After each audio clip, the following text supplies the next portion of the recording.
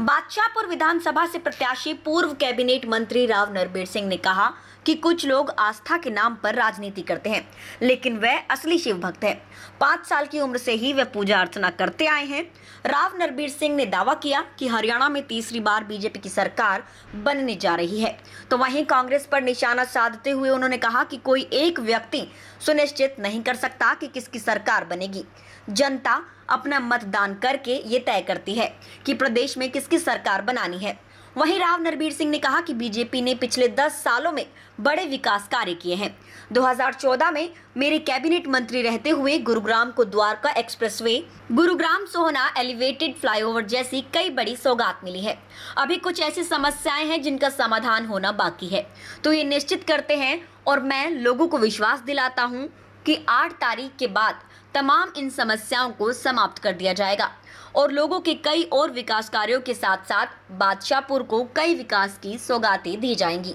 लगातार ये कह रही है कि इस बार कांग्रेस की ही पूरी छवि आएगी पूरे हरियाणा में और बीजेपी कितना ही कुछ कर रही है। देखो, ऐसा जो भी राजनीतिक दल चुनाव लड़ता है वो अपने अपने सब कहते हैं कि हमारी सरकार बन रही है, और कहना भी चाहिए उनको, क्योंकि यदि वो ये ना कहेंगे तो मुकाबला कैसे करेंगे, वोट कैसे मांगेंगे। लेकिन ये तो 8 तारीख को हरियाणा की जनता बताएगी कि किसको सरकार बना रही, कौन हार रहा कौन जीत रहा। मैं नहीं कह सकता, ना मैं भविष्यवक्ता हूँ ना मैं ज्योतिषी हूँ, लेकिन मैं ये कह सकता हूँ कि हमारे दक्षिण हरियाणा में तकरीबन सीटें भारतीय जनता पार्टी जीतने जा रही है। हरियाणा में बड़े नेता कब आएंगे? मेरे ख्याल से चुनाव के आखिरी हफ्ता में वो आएंगे और एक बड़ी जनसभा को संबोधित करेंगे। सर, आखिरी सवाल, एक वीर क्या कहेंगे? साहब, मैं क्या कह सकता हूँ, मैं तो खुद कहता हूँ मैं शिव भक्त हूँ। कोई और विपक्ष वाले तो आरोप लगाते रहेंगे और वोट मांगने का यही एक तरीका है, तो मैं इसको ठीक मान लूंगा, भाई करी जाओ। हाँ, और मैं आस्था रखता हूँ, आस औलाद वाला व्यक्ति हूँ। मैंने बादशाहपुर भी कहा था, और मैं तो बचपन से पूजा करता हूँ, जब मैं 5वीं क्लास में था। विपक्ष का काम है प्रचार करते रहेंगे, उनको और कोई साधन नहीं मिला तो इसका पर हथियार उठा ले, कोई बात नहीं। आप सबका तहे दिल से शुक्रिया अदा करता हूं और भाजपा प्रत्याशी के तौर पर आपसे वोट की विनती करने आया हूं। 2014 में भी मैं चुनाव लड़ा था और आपके आशीर्वाद, आपके सहयोग से मैं एमएलए बना, सरकार बनी, मंत्री बना, और जो कुछ मुझसे बन पाया वो मैंने काम करने की कोशिश की।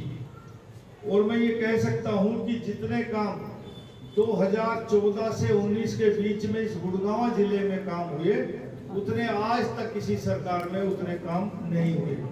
मैं ये तो नहीं कहता मैं चांद तारे सितारे तोड़ के लाया या चांद सितारे तोड़ के ला पाऊंगा, लेकिन ये कह सकता हूँ एक मंत्री, एक एमएलए के हैसियत से जो कुछ काम कर सकता हूँ वो काम के सब काम करूंगा।